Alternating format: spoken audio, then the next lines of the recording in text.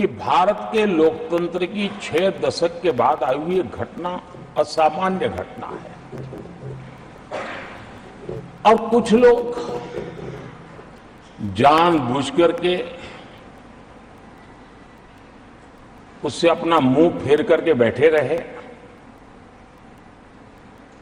कुछ लोगों को समझ नहीं आया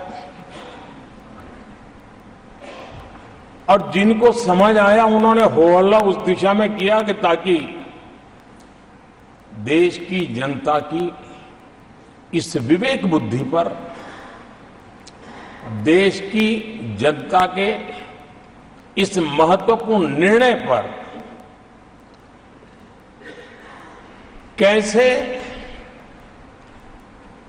छाया कर दी जाए, कैसे उसको ब्लैकआउट किया जाए, इसकी कोशिश हुई।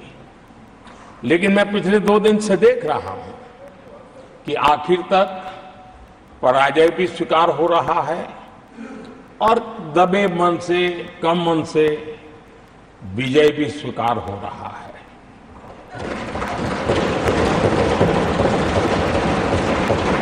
आदरणीय सभापति जी, कांग्रेस के हमारे कुछ साथियों को मैं हृदय से धन्यवाद करना चाहता हूं,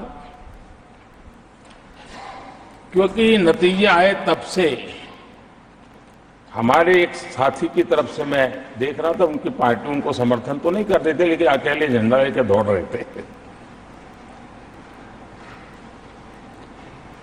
और मैं कहता हूं वो जो कहते थे उनके मुंह में घी शक्कर। और ये मैं क्यों कह रहा हूं? क्योंकि उन्होंने बार बार ढोल पीटा था 1/3 सरकार। इससे बड़ा सत्य क्या हो सकता है कि हमारे 10 साल हुए हैं, 20 और बाकी है। 1/3 हुआ है, 1/3 हुआ है, 2/3 बाकी। और इसलिए उनकी इस भविष्यवाणी को लिए मैं उनके मुंह में घी सकता हूं।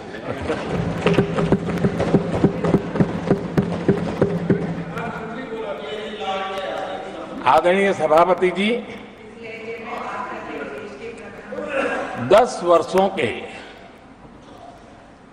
अखंड, एकनिष्ठ, अविरत सेवा भाव से किए हुए कार्य को देश की जनता ने जी भर करके समर्थन दिया है। देश की जनता ने आशीर्वाद दिए हैं। आदरणीय सभापति जी, इस चुनाव में देशवासियों की विवेक बुद्धि पर गर्व होता है, क्योंकि उन्होंने प्रोपेगेंडा को परास्त कर दिया है।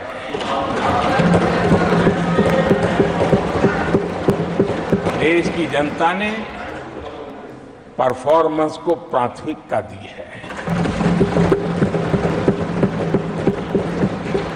भ्रम की राजनीति को देशवासियों ने ठुकराया है और भरोसे की राजनीति पर विजय की मोहर लगा।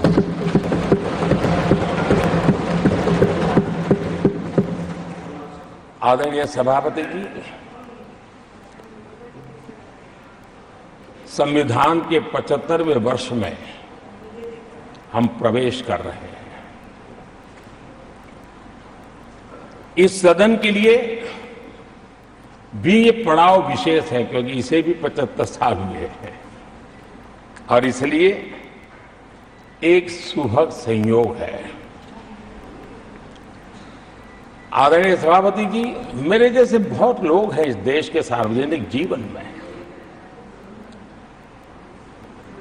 जिनके परिवार में कोई गांव का सरपंच भी नहीं रहा है, गांव का प्रधान भी नहीं रहा है, राजनीति से कोई सरोकार नहीं रहा है, लेकिन आज अनेक महत्वपूर्ण पदों पर पहुंच करके देश की सेवा कर रहा है। और उसका कारण बाबा साहब आम्बेडकर ने जो संविधान दिया है उसने हम जैसे लोगों को अवसर दिया है। और मेरे जैसे अनेक लोग हैं जिनको बाबा साहब आम्बेडकर द्वारा दिए गए संविधान के कारण यहां तक आने का अवसर मिला है और जनता जनार्दन ने उस पर मोहर लगाई, तीसरी बार आने का मौका मिल गया।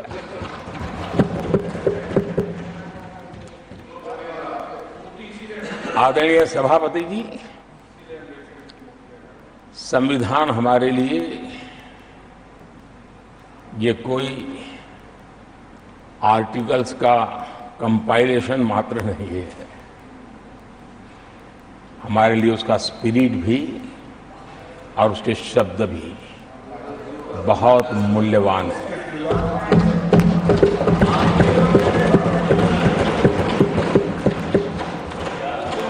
और हमारा मानना है कि किसी भी सरकार के लिए, किसी भी सरकार के नीति निर्धारण में, कार्यकलापों में हमारा संविधान लाइट हाउस का काम करता है, दिशा दर्शक का काम करता है, हमारा मार्गदर्शन करता है। आदरणीय सभापति जी, मुझे याद है मैंने जब लोकसभा में हमारी सरकार की तरफ से कहा गया कि हम 26 नवंबर को संविधान दिवस के रूप में मनाएंगे, तो मैं हैरान हूं जो आज संविधान की प्रत लेकर के कूदते रहते हैं, दुनिया में लहराते रहते हैं, उन लोगों ने विरोध किया था 26 जनवरी तो है, तो संविधान दिवस क्यों लाए।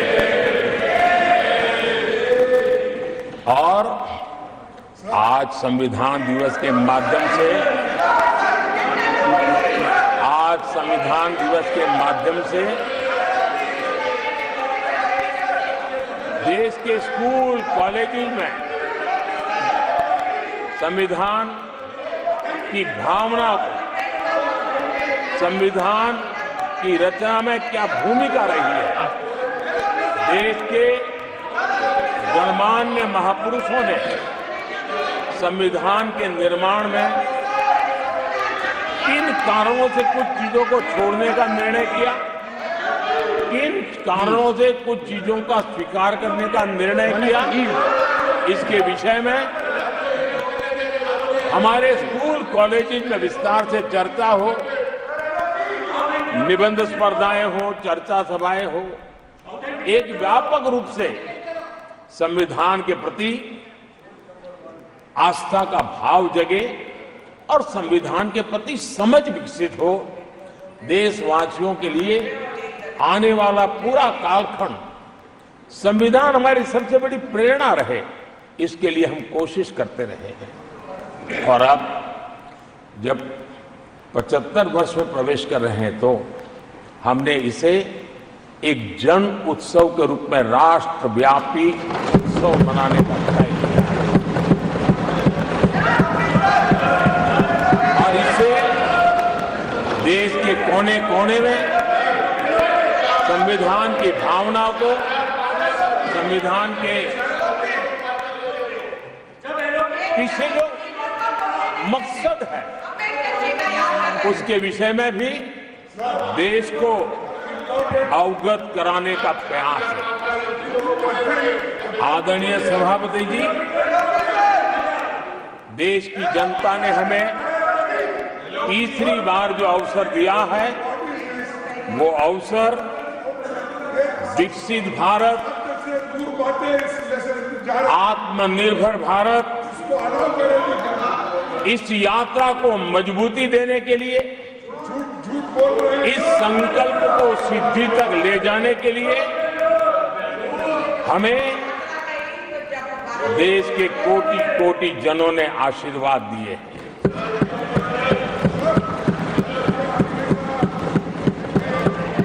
आदरणीय सभापति जी, ये चुनाव 10 वर्ष की सिद्धियों पर तो मोहर है ही, लेकिन ये चुनाव भविष्य के संकल्पों के लिए भी देश की जनता ने हमें चुना,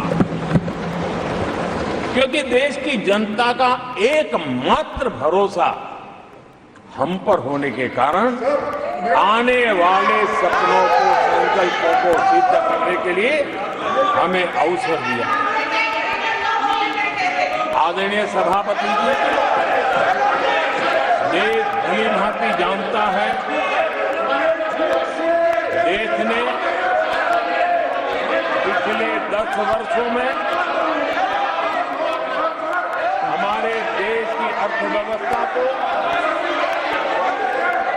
10 नंबर से 5 नंबर पर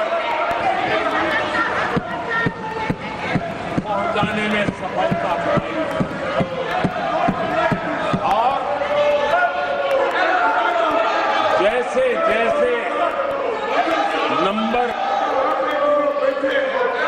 निकटता की सिद्धि की ओर पहुंचता है, एक की तरफ पहुंचता है, तो चुनौतियां भी बढ़ती हैं और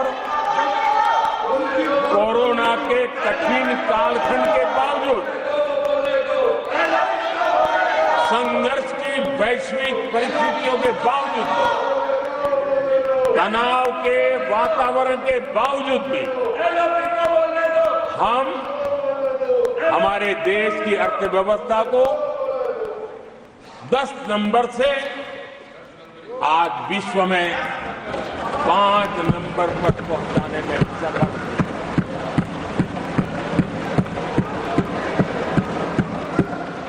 इस बार देश की जनता ने हमें रिकॉर्ड में 5 नंबर से 3 नंबर की इकोनॉमी पर पहुंचाने के लिए जनादेश दिया है और मुझे पक्का विश्वास है कि देश की जनता ने हमें जो जनादेश दिया है, हम भारत की अर्थव्यवस्था को विश्व के टॉप 3 में पहुंचा के रहेंगे।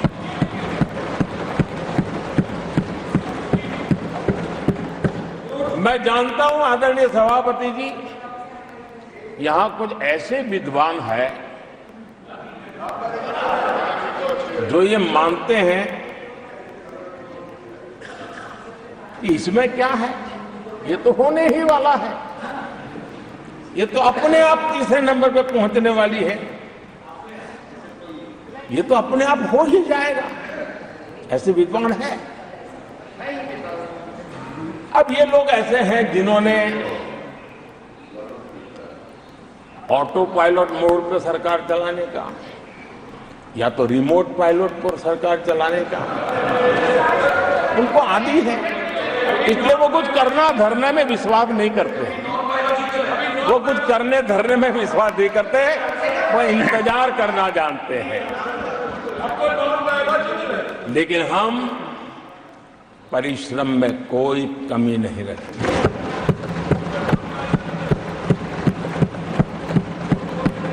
आने वाले वर्षों में पिछले 10 वर्षों में हमने जो किया है उसको गति भी बढ़ाएंगे, उसका विस्तार भी बढ़ाएंगे और गहराई भी होगी, ऊंचाई भी होगी और हम इस संकल्प को पूरा करेंगे। आदरणीय सभापति जी, चुनाव के दरमियान मैं देशवासियों को कहता था कि जो 10 साल हमने काम किया है, हमारे जो सपने और संकल्प है उसके हिसाब से तो ये एपेटाइजर है, मेन कोर्स तो अभी शुरू हुआ।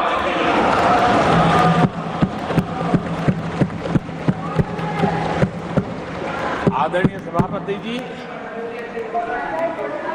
आने वाले 5 साल मूल सुविधाओं के सैचुरेशन के,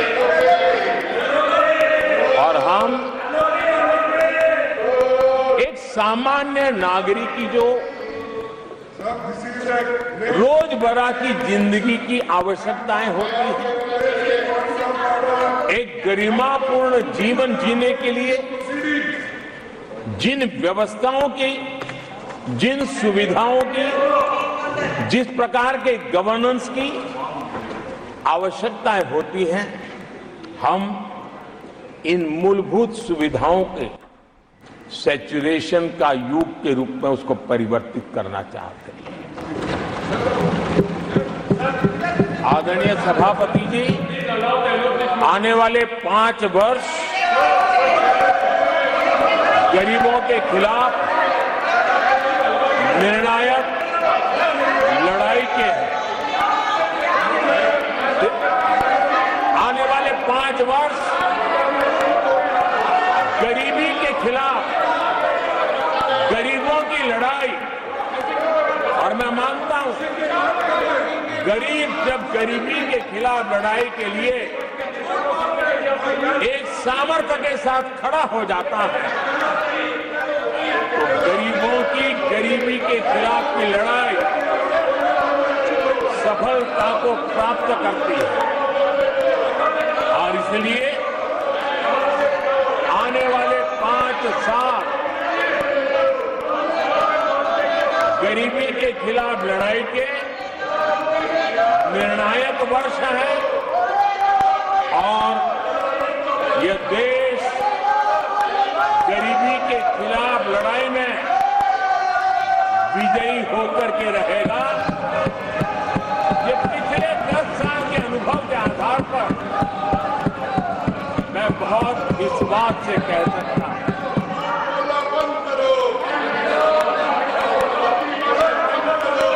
आदरणीय सभापति जी, जब देश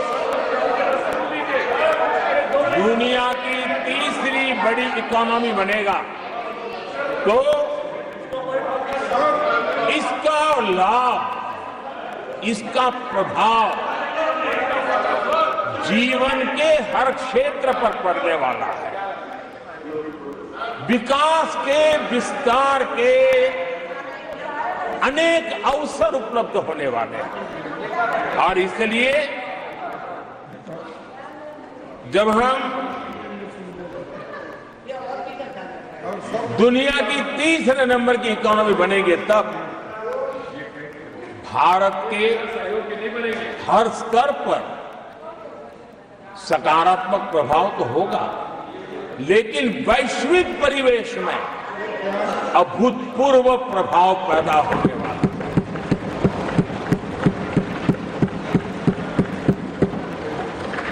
आदरणीय सभापति जी, हम आने वाले कालखंड में नए स्टार्टअप्स का,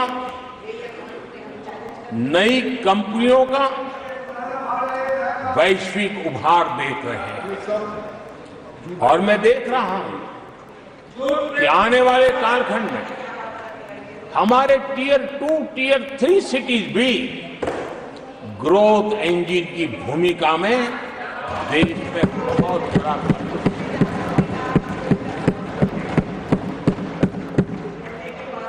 आदरणीय सभापति जी, ये शताब्दी टेक्नोलॉजी ड्रिवन शताब्दी है, और इसलिए हम कई नए सेक्टर्स में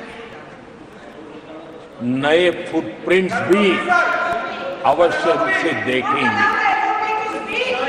आदरणीय सभापति जी, आने वाले 5 साल में पब्लिक ट्रांसपोर्ट में बहुत तेजी से बदलाव आने वाला है,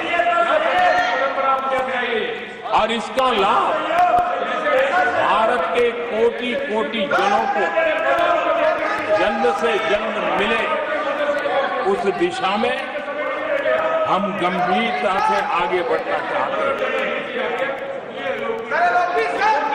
आदरणीय सभापति जी, भारत की विकास यात्रा में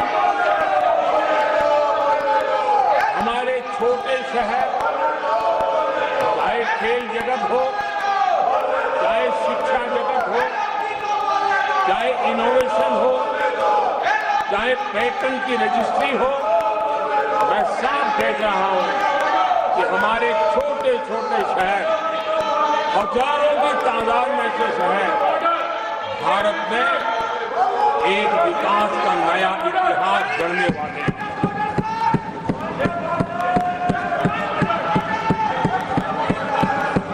आदरणीय सभापति जी, मैंने पहले भी कहा है कि भारत के विकास यात्रा में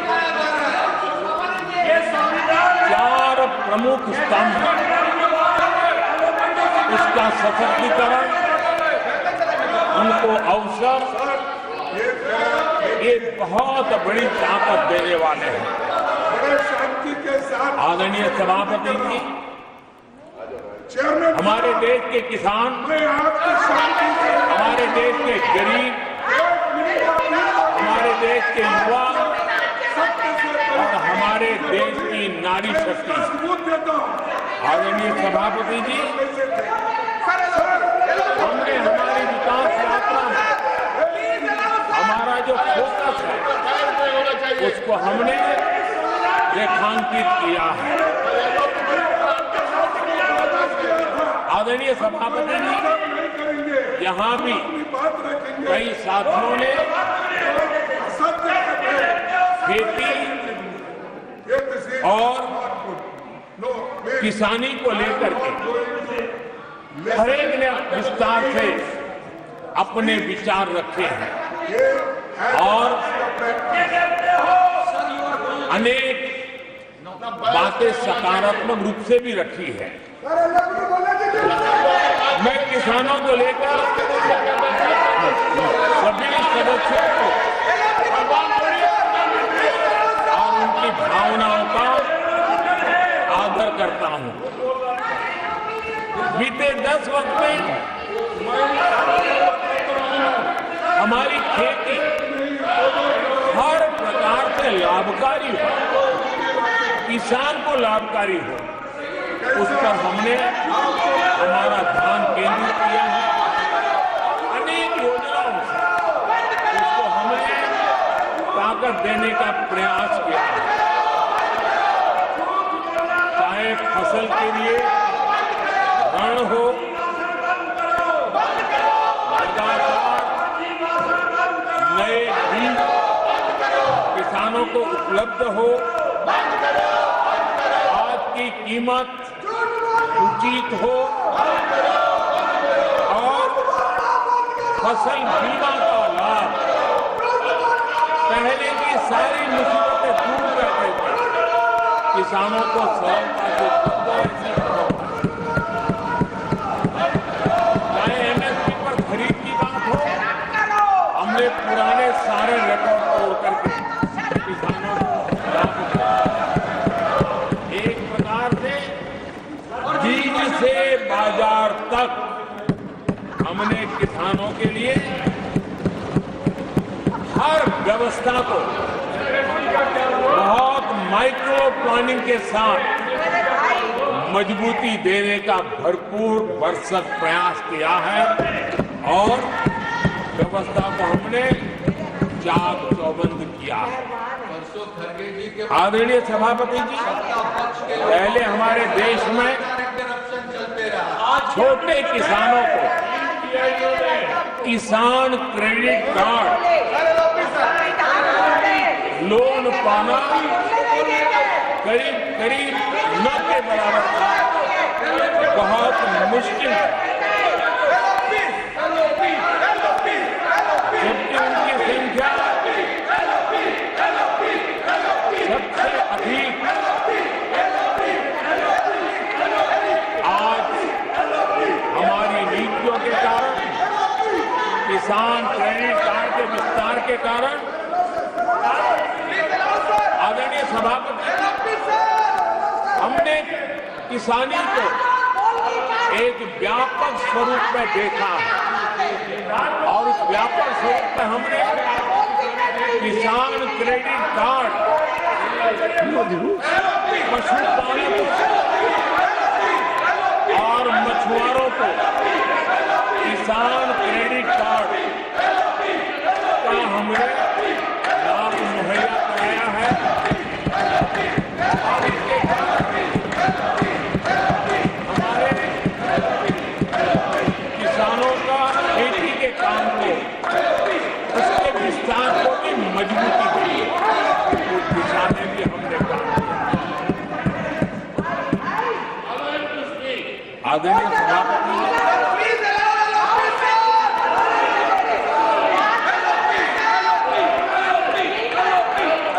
कांग्रेस के कार्यकाल में 10 साल में एक बार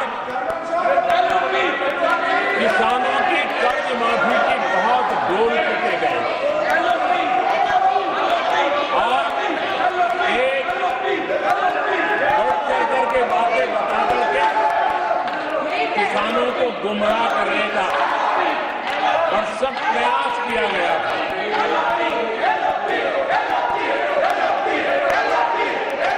और 60,000 करोड़ की कर्ज माफी, उसका इतना हल्ला मचाया था और एक अनुमान था तो उसके लाभार्थी करीब देश के 3 करोड़ किसान थे। सामान्य गरीब छोटे किसान का तो उसमें नामो निशान नहीं था। जिसको सबसे जरूरत थी इसकी उनकी योजना में कोई परवाह नहीं थी और उन तक कोई लाभ पहुंच भी नहीं पाया था। लेकिन आदरणीय सभापति जी, जब किसान कल्याण हमारी सरकार के हृदय में केंद्र में हो तो नीतियां कैसी बनती है, कल्याण कैसे होता है, लाभ कैसे पहुंचता है, उसका मैं इस सदन को उदाहरण देना चाहता हूं।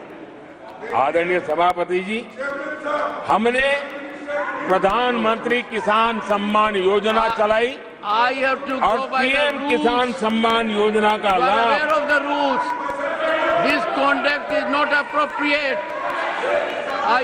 10 करोड़ किसानों को हुआ Unparliamentary practice. और सिर्फ 6 साल में This generation of हमने please take your seat. 3 lakh crore रुपए To take their seats. हम किसानों को दे चुके It हैं। is unbecoming of your conduct. आदरणीय सभापति जी, Unbecoming of your conduct.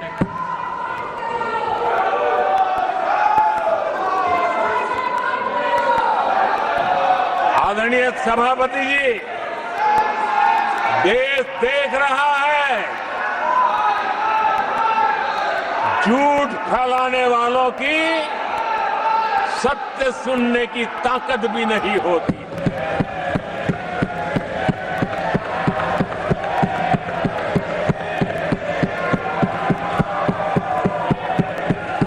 जिनका सत्य से मुकाबला करना, इसके लिए जिनके हौसले नहीं है, वो बैठ करके इतनी चर्चा के बाद उन्होंने उठाए हुए सवालों के जवाब भी सुनने की हिम्मत नहीं है। इन्होंने ये अपर हाउस को अपमानित कर रहे हैं। इस अपर हाउस की महान परंपरा को अपमानित कर रहे हैं। आदरणीय सभापति जी, देश की जनता ने हर प्रकार से उनको इतना पराजित कर दिया है कि अब उनके पास गली मोहल्ले में चीखने के सिवाय कुछ बचा नहीं। नारेबाजी, हो हल्ला और मैदान छोड़ के भाग जाना, यही उनके नसीब में लिखा हुआ। माननीय सदस्यगण, अत्यंत दर्दनाक, पीड़ादायक, अमर्यादित आचरण से देखकर मैं हूं।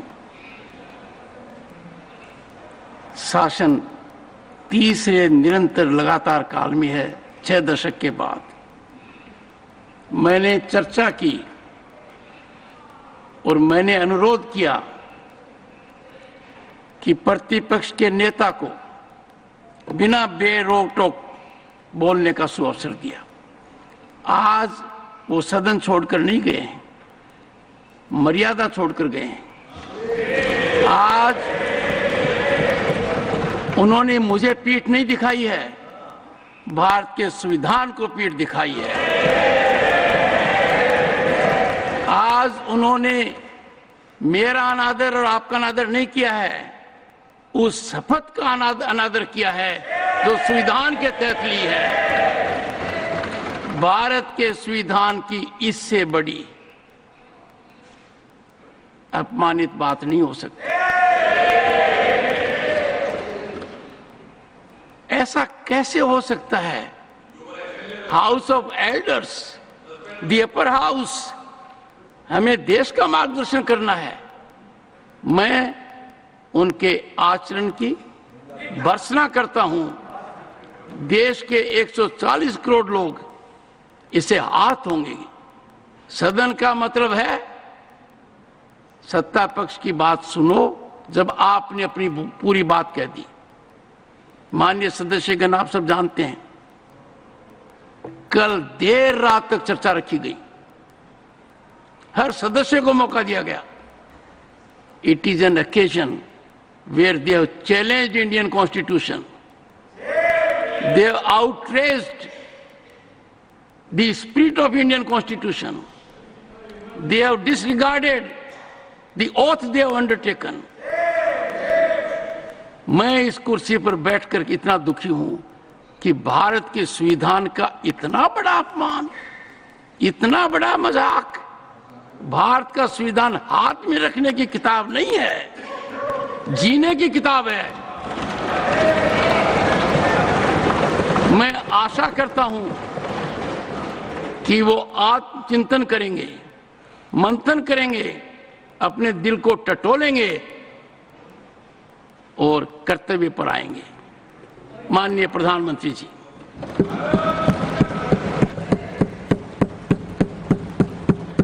आदरणीय सभापति जी, आपकी वेदना मैं समझ सकता हूं। 140 करोड़ देशवासियों ने जो निर्णय दिया है, जो जनादेश दिया है, इसे ये पचा नहीं पा रहे हैं। और कल उनकी सारी हरकतें फेल हो गई, तो आज उनका वो लड़ाई लड़ने का भी हौसला नहीं था और इसलिए वो मैदान छोड़ करके भाग गए हैं। आदरणीय सभापति जी, मैं तो कर्तव्य से बंधा हुआ हूं और न ही मैं यहां कोई डिबेट पे स्कोर करने के लिए आया हूं। मैं तो देश का सेवक हूं, देशवासियों को मेरा हिसाब देना है। देश की जनता को मेरे पल पल का हिसाब देना, मैं उसे अपना कर्तव्य मानता हूं।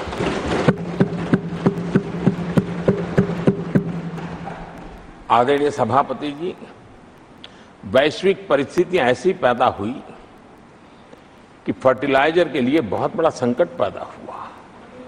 हमने देश के किसान को मुसीबत में नहीं आने दिया और हमने करीब करीब 12 लाख करोड़ रुपया फर्टिलाइजर में सब्सिडी दी है। और जो भारत के आजादी के इतिहास में सर्वाधिक है और उसी का परिणाम है कि हमारे किसान को फर्टिलाइजर का इतना बड़ा बोझ उस तक हमने जाने नहीं दिया। सरकार ने अपने कंधे पर उसको उठा लिया है। आदरणीय सभापति जी, हमने एमएसपी में भी रिकॉर्ड बढ़ोतरी की है। इतना ही नहीं, खरीद के भी नए रिकॉर्ड बनाए हैं। पहले एमएसपी की घोषणा होती थी, लेकिन किसानों से कुछ भी लिया नहीं जाता था, बातें बताई जाती थी। पहले की तुलना में अनेक गुना ज्यादा खरीदी कर करके हमने किसानों को सामर्थ्यवान बनाने का प्रयास किया।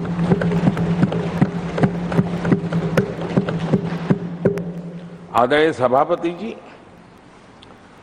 10 वर्षों में हमने कांग्रेस सरकार की तुलना में धान और गेहूं किसानों तक 2.5 गुना अधिक पैसा पहुंचाया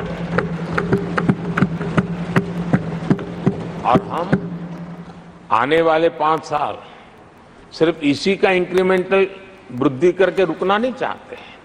हम नए नए क्षेत्रों को, उन कठिनाइयों का अध्ययन करके उसकी मुक्ति के लिए प्रयास कर रहे हैं। और इसलिए आदरणीय सभापति जी, अन्न भंडारण का विश्व का सबसे बड़ा अभियान हमने हाथ लिया है और लाखों की तादाद में विकेंद्रित व्यवस्था के तहत अन्न भंडारणों की रचना करने की दिशा में काम चल पड़ा है। फल और सब्जी एक ऐसा क्षेत्र है, हम चाहते हैं किसान उस तरफ मुड़े और उसके भंडारण के लिए भी एक व्यापक इंफ्रास्ट्रक्चर की दिशा में हम काम कर रहे हैं। आदरणीय सभापति जी, सबका साथ सबका विकास, इस मूल मंत्र को लेकर के हमने देश सेवा की हमारी यात्रा को निरंतर विस्तार देने का प्रयास किया है। देशवासियों को गरिमापूर्ण जीवन देना, ये हमारी प्राथमिकता रही है। आजादी के बाद अनेक दशकों तक जिनको कभी पूछा नहीं गया, आज मेरी सरकार उनको पूछती तो है, उनको पूजती भी है।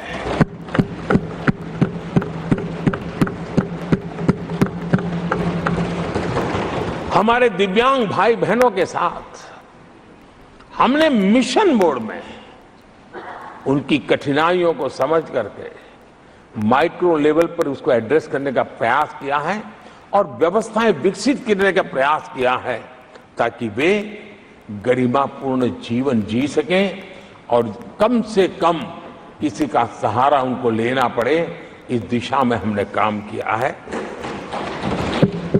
आदरणीय सभापति जी, हमारे समाज में किसी न किसी कारणवश एक उपेक्षित वर्ग, यानी एक प्रकार से समाज में बार बार हरदूत होने वाला वर्ग, वो ट्रांसजेंडर वर्ग है। हमारी सरकार ने ट्रांसजेंडर साथियों के लिए कानून बनाने का काम किया है और जब पश्चिम की दुनिया के लोग ये सुनते हैं तो उनको भी गर्व होता है, अच्छा भारत इतना प्रोग्रेसिव है, भारत की तरफ बड़े गर्व की नजर से देखा जाता है। हमने उनको मुख्य धारा में लाने का प्रयास शुरू किया है। आपने देखा होगा पद्मा अवार्ड में भी ट्रांसजेंडर को अवसर देने में हमारी सरकार आ गया है। आदरणीय सभापति जी, हमारे गुमंत जनजातीय समुदाय, हमारे गुमंत साथी, हमारे बंजारा परिवार, उनके लिए एक अलग कल्याण बोर्ड बनाया है ताकि उनकी आवश्यकताओं को हम एड्रेस कर सकें और उनको भी एक स्थायी, सुरक्षित और संभावनाओं वाला जीवन प्राप्त हो, उस दिशा में हम काम कर रहे हैं। आदरणीय सभापति जी, हम एक शब्द लगातार सुनते आए हैं, पीबीटीजी, पीबीटीजी, पीबीटीजी। हमारे जनजातीय समूह में ये सबसे पीछे रहा हुआ और आजादी के इतने सालों के बाद भी जिन्होंने उनको निकट से देखा होगा, पता चलता है कि कैसी हालत में जीते हैं। उनकी तरफ किसी ने नहीं देखा। हमने एक विशेष व्यवस्था की है और पीएम जनमन योजना के तहत 24,000 करोड़ रुपए, ये समुदाय बिखरा हुआ है, छोटी संख्या में है, वोट की उनकी ताकत नहीं है और यहां देश की परंपरा है जिसकी वोट की ताकत है उसी की चिंता करना, लेकिन समाज के ऐसे अति पिछड़े लोगों की कोई चिंता नहीं करता था। हमने वो चिंता की है क्योंकि हम वोट की राजनीति नहीं करते हैं, हम विकास की राजनीति करते हैं। आदरणीय सभापति जी, हमारे देश में पारंपरिक पारिवारिक कौशल्य भारत की विकास यात्रा का और व्यवस्था का एक अंग रहा है। जो हमारा विश्वकर्मा समूह है, जिनके पास परंपरागत से हुनर है और जो समाज की आवश्यकताओं को पूरी करता है, लेकिन उनको कभी एड्रेस नहीं किया गया। हमने करीब करीब 13,000 करोड़ रुपए की योजना से विश्वकर्मा समुदाय को आधुनिकता की तरफ ले जाना, उनके अंदर प्रोफेशनलिज्म आई। आदरणीय सभापति जी, गरीबों के नाम पर बैंकों का राष्ट्रीयकरण तो कर दिया गया था, लेकिन मेरे रेहड़ी पटरी वालों को कभी बैंक के दरवाजे तक देखने की हिम्मत नहीं होती थी, हालत थी। पहली बार देश में पीएम स्वनिधि योजना के तहत रेहड़ी पटरी वालों की चिंता की गई है और आज वो ब्याज के कुचक्र से बाहर आकर के अपने परिश्रम से और ईमानदारी से जो रेहड़ी पटरी वालों को बैंकों से लोन मिले हैं, वे लगातार, बैंक वाले भी खुश हैं, लेने वाले भी खुश हैं और जो कल फुटपाथ पर रेहड़ी बैठता था आज एक छोटी दुकान दिशा में बनाने की दिशा में आगे बढ़ रहा है। जो पहले खुद मजदूरी करता था आज एक आध दो को रोजगार देने की दिशा में काम कर रहा है। और यही कारण है कि गरीब हो, दलित हो, पिछड़े हो, आदिवासी हो, महिला हो, उन्होंने हमारा भारी समर्थन किया है। आदरणीय सभापति जी, हम विमेन लेड डेवलपमेंट की बात करते हैं। दुनिया के प्रगतिशील देशों के लिए भी विमेन डेवलपमेंट तो बहुत स्वाभाविक स्वीकार करते हैं, लेकिन विमेन लेड डेवलपमेंट की बात करते हैं तो उनके भी उत्साह में थोड़ी कमी नजर आती है। ऐसे समय भारत ने नारा नहीं, निष्ठा के साथ विमेन लेड डेवलपमेंट की ओर कदम बढ़ाए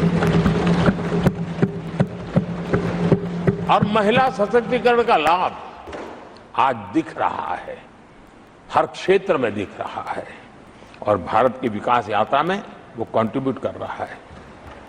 मैं आदरणीय सांसद सुधा मूर्ति जी का आभार व्यक्त करता हूं कि कल उन्होंने चर्चा में महिलाओं के आरोग्य के विषय पर बल दिया था और उसका महात्म्य क्या है, उसकी आवश्यकता क्या है, उस पर बड़े विस्तार से उन्होंने कहा था। और उन्होंने एक बात ये भी बड़ी इमोशनल बताई थी कि माँ अगर चली गई तो उसका कोई उपाय नहीं होता, फिर नहीं मिल सकती।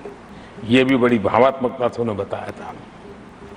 विमेन हेल्थ, सैनिटेशन, वेलनेस पर हमने 10 वर्षों में एक प्रायोरिटी सेक्टर के लिए आपने काम किया है। आदरणीय सभापति जी, टॉयलेट हो, सैनिटरी पैड्स हो, गैस कनेक्शन हो, प्रेगनेंसी के दौरान वैक्सीनेशन की व्यवस्था हो और इसका फायदा हमारे देश की माताओं बहनों को मिला है। आदरणीय सभापति जी, आरोग्य के साथ साथ महिलाएं आत्मनिर्भर बने, उस दिशा में भी हम लगातार काम कर रहे हैं। बीते वर्षों में हमने जो 4 करोड़ घर बनाए हैं, उसमें से ज्यादातर घर हमने महिलाओं के नाम पर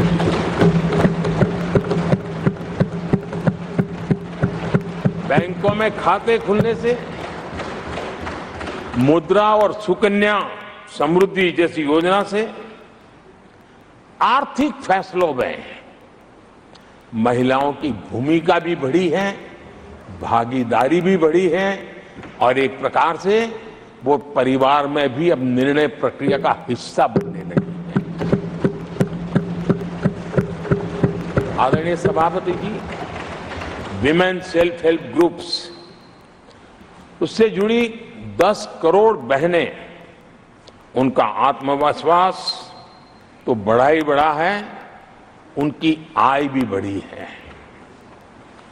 अभी तक 1 करोड़ बहनें जो ये सेल्फ हेल्प ग्रुप में काम करती हैं, छोटा छोटा गांव में कारोबार करती है, मिल करके करती है, किसी गांव वालों की भी नजर नहीं जाती इनकी तरफ। आज मैं बड़े गर्व से कह सकता हूं कि उन्हीं में से 1 करोड़ बहनें लखपति दीदी बनी।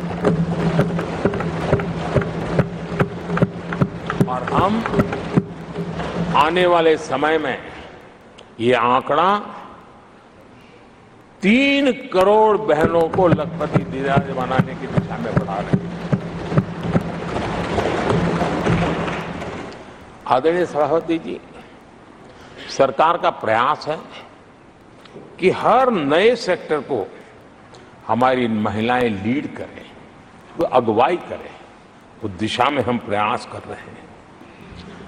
नई टेक्नोलॉजी आती है, लेकिन महिलाओं के नसीब बहुत बहुत आखिर में आती है।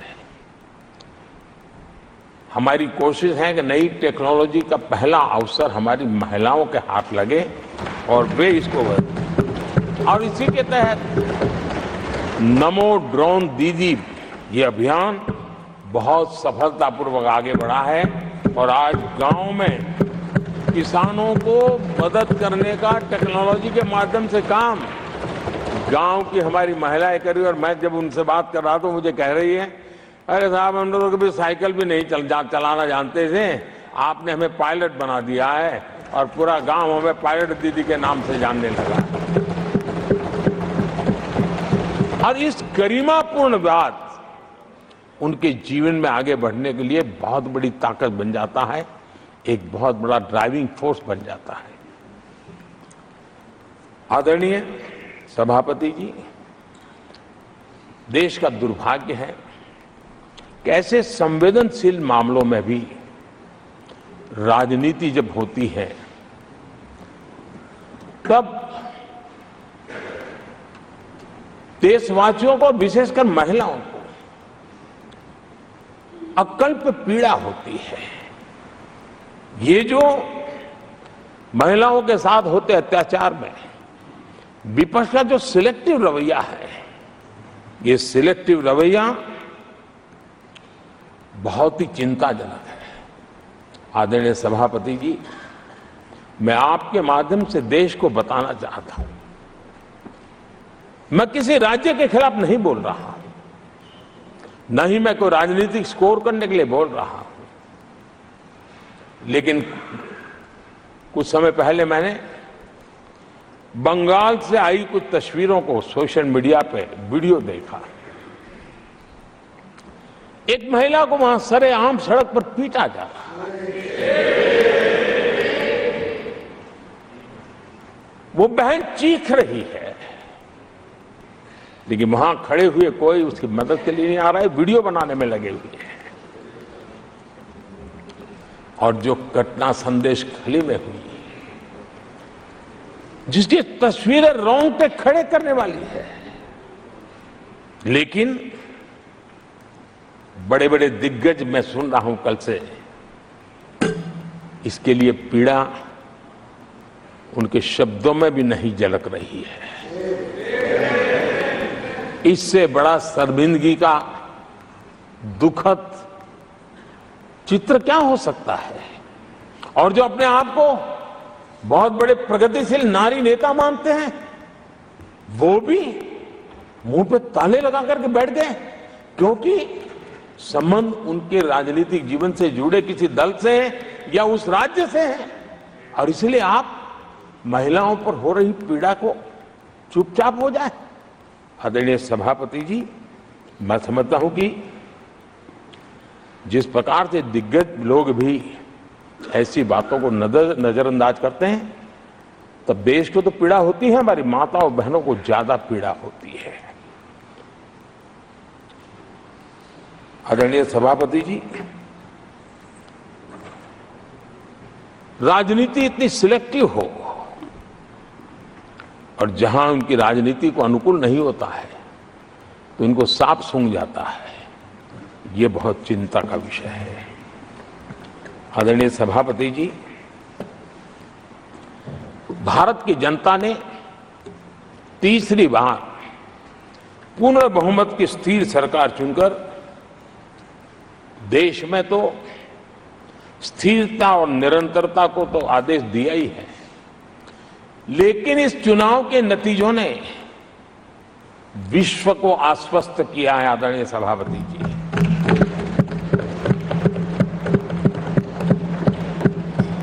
और इस नतीजों के कारण भारत विश्व भर के निवेशकों के लिए एक बहुत बड़ा आकर्षण का केंद्र बनकर के उभर रहा है।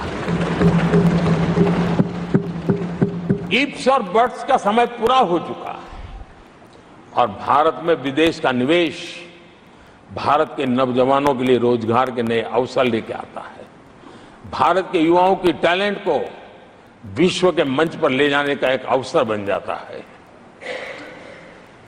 आदरणीय सभापति ji, honourable prime minister, honorable members, the reply to the discussion on the motion of thanks on the President's address is underway. If the House agrees, the lunch hour may be dispensed with to conclude the discussion. Do I have the leave of the House to dispense with the lunch hour today? Honorable Prime Minister, आदरणीय सभापति जी, आपने मुझे भी एक मौका दिया है जो मेरे से पहले एक चेयरमैन को ही मिला है,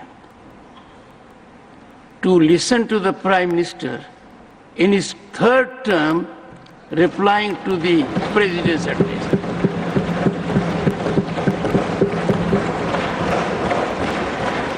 और आपसे इंस्पिरेशन लेकर आप देखिए, टेबल के ऊपर हमने पुरुषों का 1/3 रिजर्वेशन कर दिया है। ऑनरेबल प्राइम मिनिस्टर, आदरणीय सभापति जी, वैश्विक अर्थव्यवस्थाओं में संतुलन जो चाहते हैं उनका भारत का ये विजय उनके लिए एक बहुत बड़ी नई आशा लेकर के आया है। आज विश्व पारदर्शिता पर भरोसा करती है और भारत उसके लिए एक बहुत ही श्रेष्ठ भूमि के रूप में उभर रहा है। आदरणीय सभापति जी, इस चुनाव नतीजों से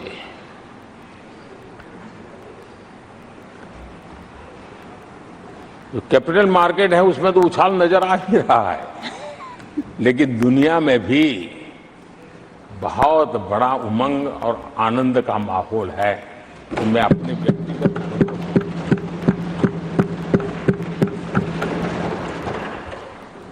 लेकिन इस बीच हमारे कांग्रेस के लोग भी खुशी में मगन है। मैं समझ नहीं पाता हूं कि ये खुशी का कारण क्या है, और इस पर कई सवाल है। क्या ये खुशी हार की हैट्रिक पर है? क्या ये खुशी नर्वस 90 के शिकार होने पर है? क्या ये खुशी एक और असफल लॉन्च की है? आदरणीय सभापति जी, मैं देख रहा था ये उत्साह उमंग से खड़गे जी भी बड़े नजर आ रहे थे,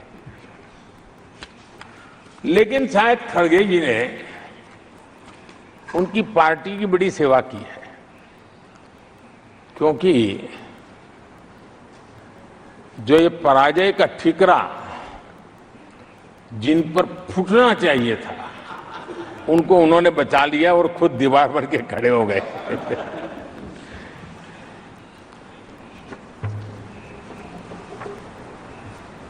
और कांग्रेस का रवैया ऐसा रहा है कि जब जब ऐसी परिस्थिति आती है तो दलित को, पिछड़े को ही ये मार झेलनी पड़ती है और वो परिवार बच निकल जाता है। इसमें भी यही नजर आ रहा है। इन दिनों आपने देखा होगा लोकसभा में स्पीकर के चुनाव का मसला हुआ, उसमें भी पराजय तो तय थी, लेकिन आगे किसको किया? तो एक दलित को बड़ी चलाने के लिए खेल खेला उन्होंने। उनको मालूम था कि वो पराजित होने वाले हैं, लेकिन उन्हीं को आगे किया। राष्ट्रपति उपराष्ट्रपति पद के चुनाव थे तो 2022 में उन्होंने उपराष्ट्रपति पद के लिए सुशील कुमार शिंदे जी को आगे किया, उनको मरवा दिया। दलित मरे, उनका कुछ जाता नहीं है। 2017 में हार तय थी तो उन्होंने मीरा कुमार को लगा दिया। पराजय हुआ, उनको पराजय झेलना पड़ा।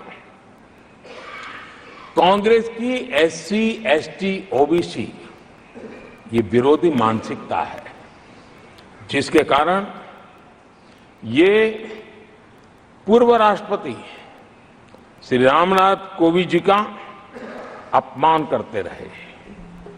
इसी मानसिकता के कारण देश की पहली आदिवासी महिला राष्ट्रपति को भी उन्होंने अपमानित करना, विरोध करने में कोई कमी नहीं दी और ऐसे शब्दों का प्रयोग किया जो कोई नहीं कर सकता है। आदरणीय सभापति जी, ये संसद, ये उच्च सदन सार्थक वाद विवाद संवाद और इस मनोमंथन में से अमृत निकाल करके देशवासियों देने के लिए है। ये देश का सबसे बड़ा मंच माना जाएगा। लेकिन जब मैंने कई वरिष्ठ नेताओं की बातें सुनी पिछले 2 दिन में, सिर्फ मुझे ही नहीं पूरे देश को निराशा हुई है। यहां कहा गया कि ये देश के इतिहास का पहला चुनाव था जिसका मुद्दा संविधान की रक्षा था। मैं जरा उन्हें याद कराना चाहता हूं, क्या अब भी ये फेक नैरेटिव चलाते रहोगे क्या? क्या आप भूल गए 1977 का चुनाव? अखबार बंद थे, रेडियो बंद थे,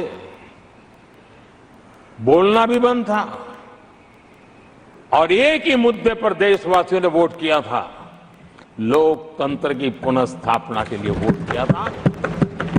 संविधान की रक्षा के लिए पूरे विश्व में इससे पीड़ाकलित चुनाव नहीं हुआ है और भारत के लोगों की रगों में लोकतंत्र किस प्रकार से जीवित है वो 1977 के चुनाव ने दिखा दिया। लेकिन आप गुमराह कर रहे हो देश को। मैं मानता हूं कि संविधान की रक्षा का वो सबसे बड़ा चुनाव था और उस समय देश की विवेक बुद्धि ने संविधान की रक्षा के लिए उस समय सत्ता पर बैठे हुए लोगों को उखाड़ करके फेंक दिया था। और इस बार अगर संविधान की रक्षा का चुनाव था तो देशवासियों ने संविधान की रक्षा के लिए हमें योग्य पाया है। संविधान की रक्षा के लिए देशवासियों को हम पर भरोसा है। कहां अगर संविधान की रक्षा कोई कर सकता है तो यही लोग कर सकते हैं और देशवासियों ने हमें जनादेश दिया है। आदरणीय सभापति जी,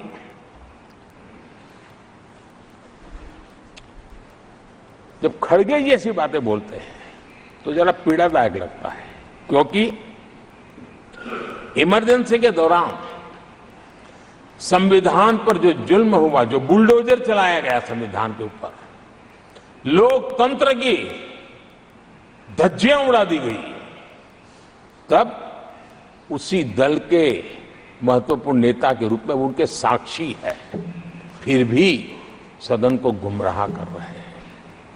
आदरणीय सभापति जी, आपातकाल को मैंने बहुत निकट से देखा है।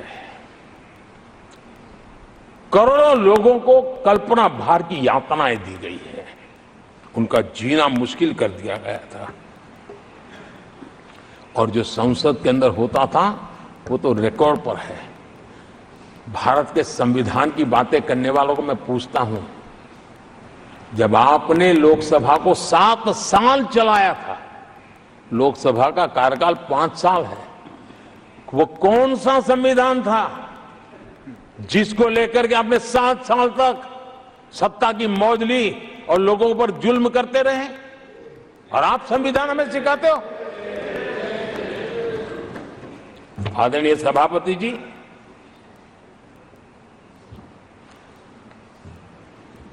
दर्जनों आर्टिकल्स पर,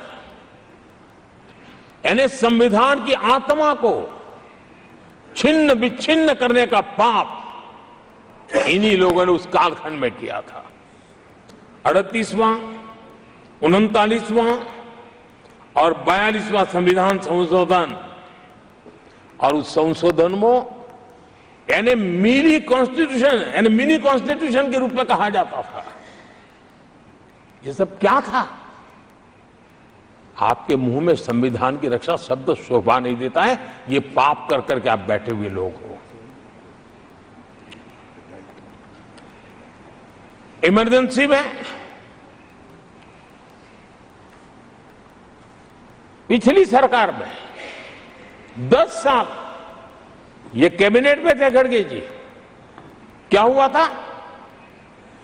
प्रधानमंत्री संवैधानिक पद है, प्रधानमंत्री के पद के ऊपर एनएसी बैठ जाना, ये कौन से संविधान में से लाए थे व्यवस्था?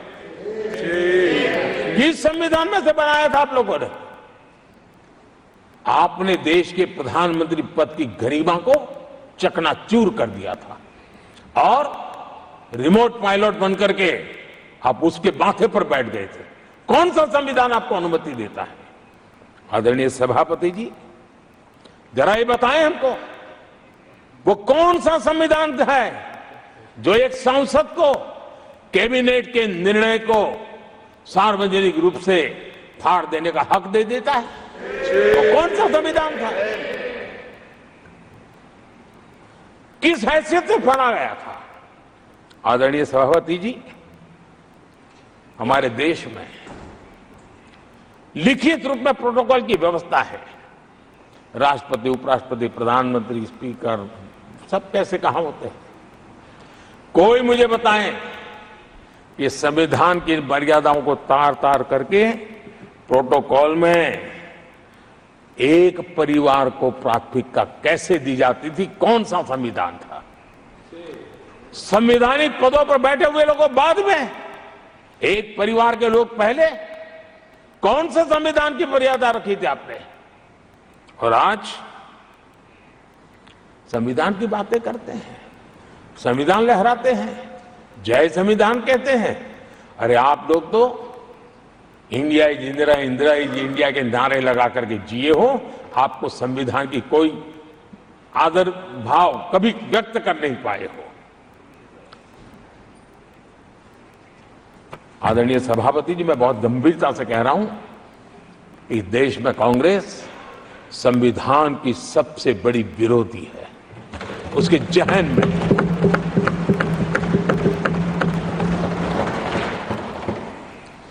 आदरणीय सभापति जी, इस पूरी चर्चा के दरमियान उनको 200-500 साल की बातें करने का तो हक है, लेकिन इमरजेंसी की बातें के लिए तो वो तो बहुत पुराना हो गया।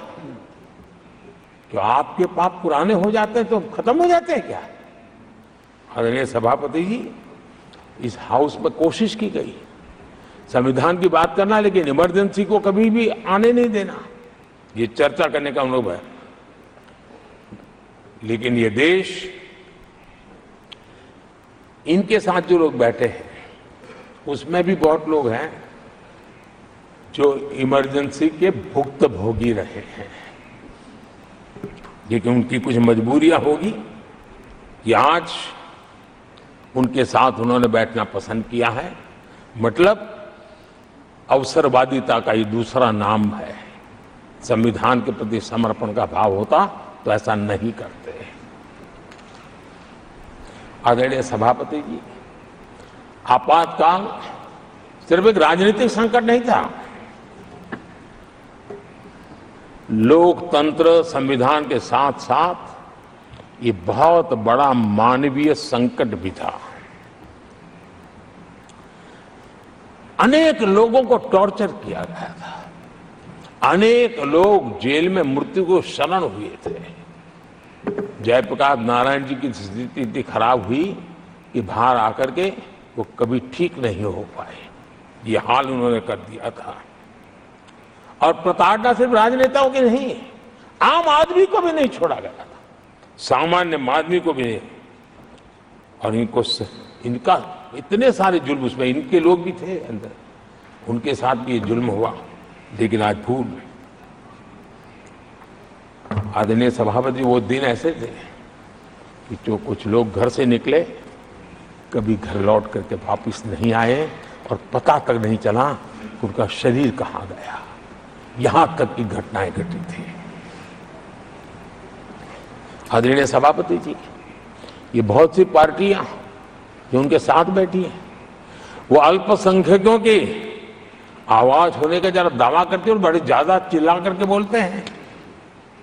क्या कोई मुजफ्फरनगर और तुर्कमान गेट, वहां अल्पसंख्यकों के साथ इमरजेंसी में क्या हुआ था, जरा याद करने की हिम्मत करते हैं क्या? बोलने की हिम्मत करते हैं क्या? आदरणीय सभापति जी, और ये कांग्रेस को क्लीन चिट दे रहे हैं। कैसे देश उनको माफ करेगा?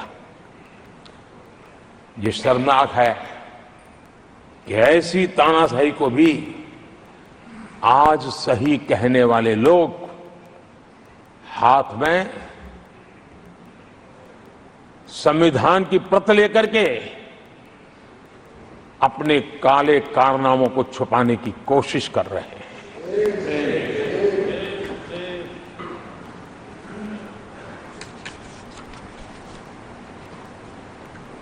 आदरणीय सभापति जी,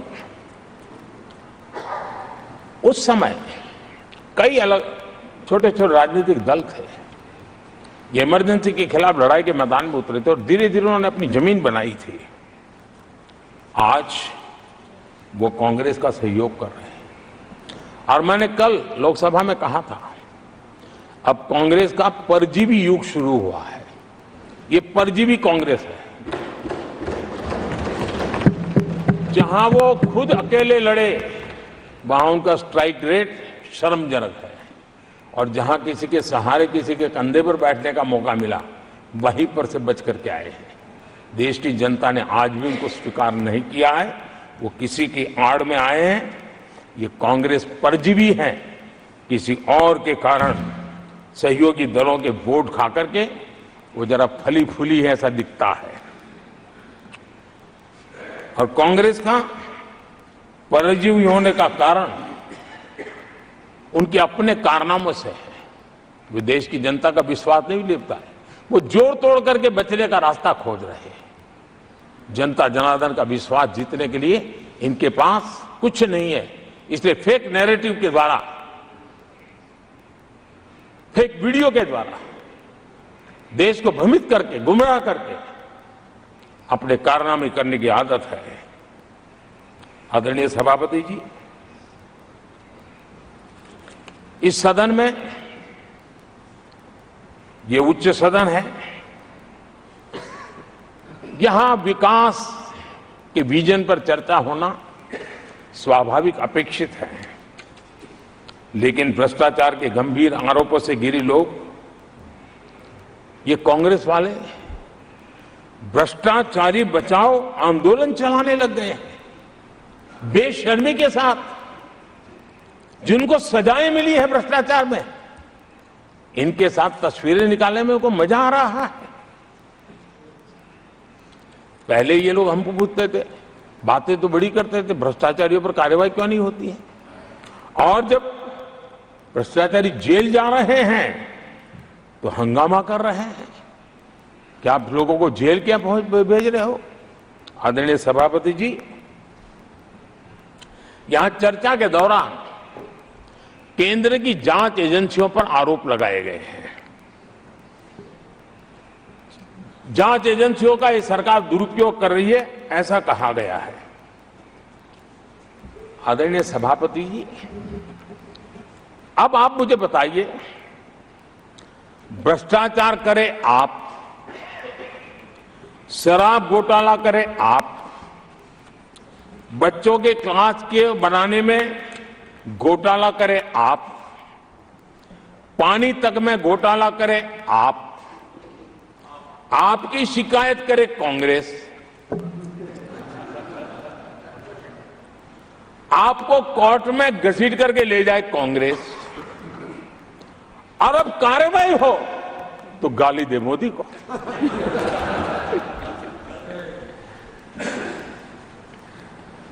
और अब आपस में जरा साथी बन गए हैं लोग, और हिम्मत है तो सदन में खड़े होकर के जवाब मांगो। कांग्रेस पार्टी से मैं आप वालों से कहता हूं, कांग्रेस भी बताएं कि आपने प्रेस कॉन्फ्रेंस करके आपके घोटालों के इतने सारे सबूत देश के सामने रखे थे। कांग्रेस ने प्रेस कॉन्फ्रेंस की थी, इन्हीं लोगों के खिलाफ की थी। अब ये बताएं कि ये जो उन्होंने सबूत प्रेस कॉन्फ्रेंस करके सारी फाइलें बताई थी, क्या वो सबूत सच्चे थे या झूठे थे? दोनों एक दूसरे को खोल करके रख देंगे। आदरणीय सभापति जी, मुझे विश्वास है ऐसी चीजों का जवाब देने की उनके अंदर हिम्मत नहीं है। आदरणीय सभापति जी, ये ऐसे लोग हैं जिनका डबल स्टैंडर्ड है, दोहरा रवैया है। और मैं देश को बार बार ये बात याद दिलाना चाहता हूं, ये कैसा दोगलापन चल रहा है। ये लोग दिल्ली में एक मंच पर बैठ करके जांच एजेंसियों पर आरोप लगाते हैं, भ्रष्टाचारियों को बचाने के लिए रैलियां करते हैं, और केरला में उनके शहजादे, उन्हीं के केरल के एक मुख्यमंत्री जो उनके गठबंधन के साथी हैं, उनको जेल भेजने की अपील करते हैं, और भारत सरकार को कहते हैं कि इस मुख्यमंत्री को जेल भेज दो। दिल्ली में ईडी सीबीआई की कार्रवाई उस पर हाय तौबा करते हैं, और वही लोग उसी एजेंसी से केरल के मुख्यमंत्री को जेल भेजने की बात करते हैं, शहजादे। तब लोगों के मन में सवाल उठता है कि इसमें भी दोगलापन। आदरणीय सभापति जी, छत्तीसगढ़ में कांग्रेस सरकार के मुख्यमंत्री के साथ शराब घोटाला जुड़ा। यही आप पार्टी वाले चीख चीख करके कहते थे कि ईडी सीबीआई को लगा दो और इस मुख्यमंत्री को जेल में डाल दो, खुलेआम कहते थे। और ईडी ये काम करे इसके लिए गुजारिश करते थे। उनको तब ईडी बहुत प्यारा लगता है। आदरणीय सभापति जी, ये आज जो लोग जांच एजेंसियों को बदनाम कर रहे हैं, हल्ला मचा रहे हैं, मैं जरा उनकी याददाश्त पर जोर डालना चाहिए, मैं ऐसा उनका आग्रह करता हूं। जांच एजेंसियों का पहले दुरुपयोग कैसे होता था, कैसे होता था, कौन करता था, मैं जरा बताना चाहता हूं। मैं कुछ बयान आपके सामने रखता हूं। ये पहला बयान है 2013 का। बयान क्या है?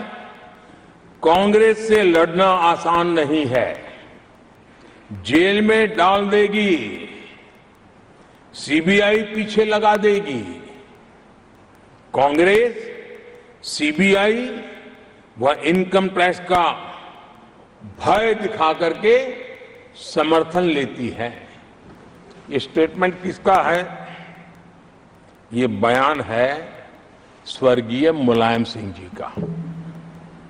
कांग्रेस एजेंसियों का कैसा दुरुपयोग करता है, ये मुलायम सिंह जी ने कहा था। और यहां इस सदन के माननीय सदस्य रामगोपाल जी को मैं जरा पूछना चाहता हूं कि रामगोपाल जी, क्या नेताजी कभी झूठ बोलते थे क्या? नेताजी तो सच बोलते थे। आदरणीय सभापति जी, मैं राम गोपाल जी को ये भी कहा जरा भतीजे को भी बताएं, क्योंकि उनको भी याद दिलाए कि राजनीति में कदम रखते ही भतीजे पर सीबीआई का फंदा लगाने वाले कौन थे, जरा याद दिला दें उनको, पता चलेगा। आदरणीय सभापति जी, मैं एक और बयान पढ़ता हूं, ये भी साल 2013 का है। The Congress had used the CBI to strike political bargains with many parties. और कौन कहते हैं? उनके कॉमरेड श्रीमान प्रकाश कराज जी ने यह कहा हुआ है, 2013 में कहा। एजेंसियों का कौन दुरुपयोग करता था? एक और महत्वपूर्ण स्टेटमेंट में पढ़ता हूं और मैं याद दिलाना चाहता हूं स्टेटमेंट क्या है कि सीबीआई पिंजरे में बंद तोता है जो मालिक की आवाज में बोलता है। ये किसी राजनीतिक व्यक्ति का बयान नहीं है, ये हमारे देश की सुप्रीम कोर्ट ने यूपीए सरकार के समय कहा हुआ बयान है। एजेंसियों का दुरुपयोग कौन करता था, इसके जीते जागते सबूत आज मौजूद हैं। आदरणीय सभापति जी, भ्रष्टाचार के विरुद्ध लड़ाई ये मेरे लिए चुनाव हार जीत का तराजू नहीं है। मैं चुनाव हार जीत के लिए, भ्रष्टाचार के लिए लड़ाई नहीं लड़ रहा हूं। ये मेरा मिशन है, ये मेरा कन्विक्शन है और मैं मानता हूं कि भ्रष्टाचार एक ऐसी दिमक है जिसने देश को खोखला कर दिया है। इस देश को भ्रष्टाचार से मुक्ति दिलाने के लिए, भ्रष्टाचार के प्रति सामान्य मानव के मन में नफरत पैदा करने के लिए मैं जी जान से जुटा हुआ हूं और मैं इस पवित्र कार्य मानता हूं। 2014 में जब हमारी सरकार बनी तो हमने दो बड़ी बातें कही थी। एक, हमने कहा था मेरी सरकार गरीबों को समर्पित है, और दूसरा, भ्रष्टाचार पर, काले धन पर कड़ा प्रहार मेरी सरकार करेगी। ये मैंने 2014 में सार्वजनिक रूप से कहा था। इसी ध्येय को लेकर के एक तरफ गरीबों के कल्याण के लिए विश्व की सबसे बड़ी कल्याण योजना हम चला रहे हैं, गरीब कल्याण योजना चला रहे हैं। दूसरी तरफ भ्रष्टाचार के विरुद्ध नए कानून, नई व्यवस्थाएं, नए तंत्र हम विकसित कर रहे हैं। हमने भ्रष्टाचार निवारण अधिनियम 1988 उसमें संशोधन किया। हमने काले धन के खिलाफ एक नया कानून बनाया। बेनामी संपत्ति को लेकर हम नया कानून लेकर के आए। इन कानूनों से भ्रष्ट अधिकारियों पर भी कार्रवाई हो गई, लेकिन लीकेज हटाने के लिए हमने सकारात्मक रूप से गवर्नमेंट में भी बदलाव लाया। हमने डायरेक्ट बेनिफिट ट्रांसफर पर बल दिया। हमने डिजिटल टेक्नोलॉजी का भरपूर उपयोग किया है और तभी आज हर लाभार्थी तक उसके हक का फायदा तुरंत सीधा पहुंच रहा है। एक नए पैसे का लीकेज नहीं होता है। ये हमारी भ्रष्टाचार के खिलाफ लड़ाई का पहलू है। और जब सामान्य नागरिक को ये व्यवस्था मिलती है तब उसका लोकतंत्र पे भरोसा बढ़ता है, उसको सरकार में अपनापन महसूस होता है, और जब अपनापन महसूस होता है ना, तब तीसरी बार बैठने का मौका मिलता है। आदरणीय सभापति जी,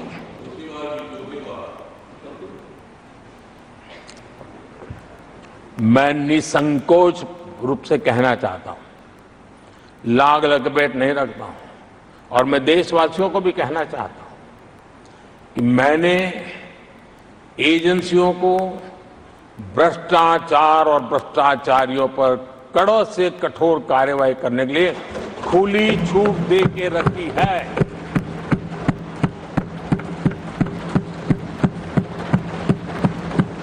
सरकार कहीं पर भी टांग नहीं अड़ाएगी। हाँ, वो ईमानदारी से काम करे, ईमानदारी के लिए काम करे, ये मेरी सूचना है। और आदरणीय सभापति जी, मैं फिर देशवासियों को कहना चाहता हूं,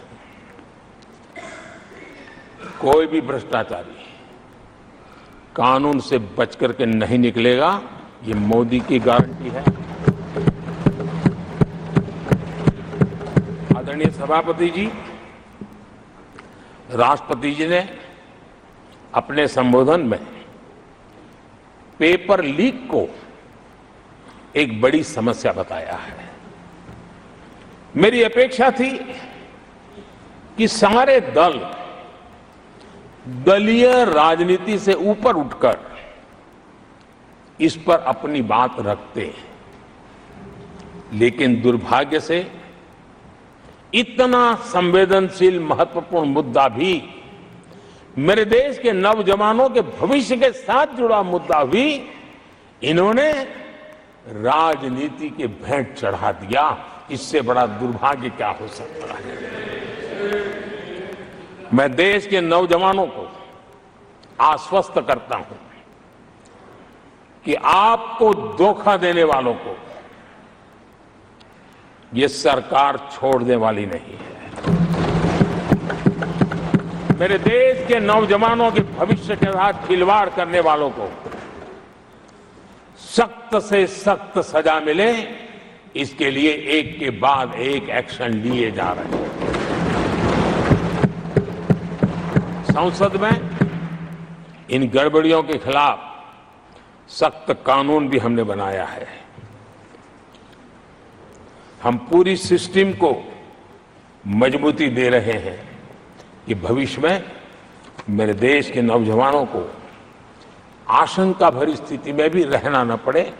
पूरे विश्वास के साथ वो अपने सामर्थ्य को प्रदर्शित करें और अपने हक का प्राप्त करें, इस बात को लेकर के हम काम कर रहे हैं।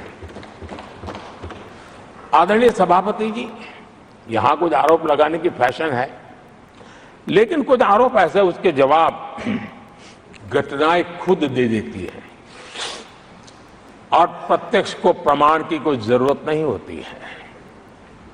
जम्मू कश्मीर में हाल में हुए लोकसभा चुनाव में मतदान के जो आंकड़े हैं वो पिछले 4 दशक के रिकॉर्ड को तोड़ने वाले हैं।